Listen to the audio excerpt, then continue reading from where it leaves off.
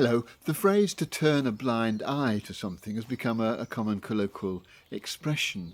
And it goes back to an event on this day in 1801 when Admiral Horatio Nelson turned a blind eye to an instruction from his Commander-in-Chief, Admiral Sir Hyde Parker. They were engaged in the Battle of Copenhagen, which Admiral Parker thought they were losing, and he sent an instruction to the fleet to withdraw.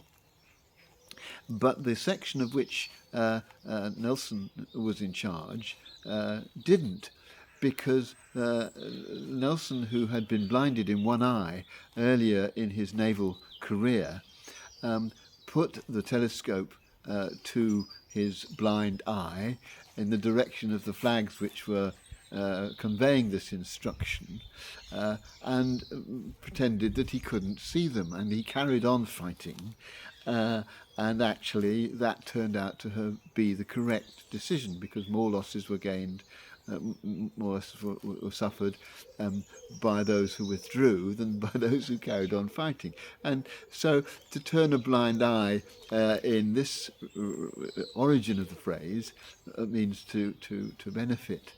But normally it means just to willfully not see something.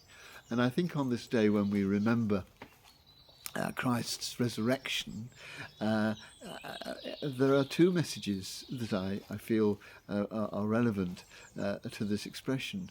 One of them is for those of us who find that we can't believe in a resurrection.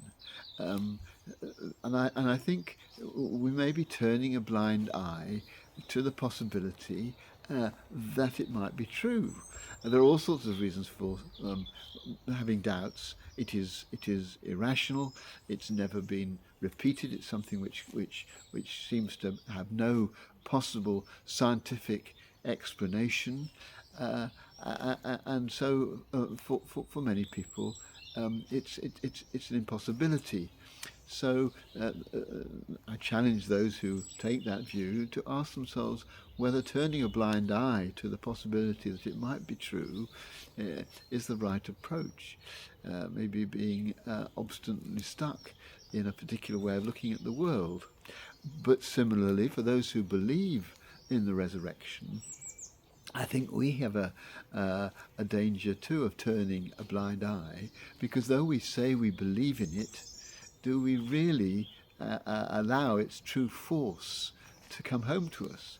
Because if it's really true that Jesus rose from the dead, then there's absolutely no situation, whether it's at a global level or at an individual level, where the power of God to bring good out of evil is not potentially there. And I sometimes think those of us who do believe in the resurrection don't believe it in enough. We turn a blind eye to the huge range of possibilities that may occur because of the power that is demonstrated by God in this event.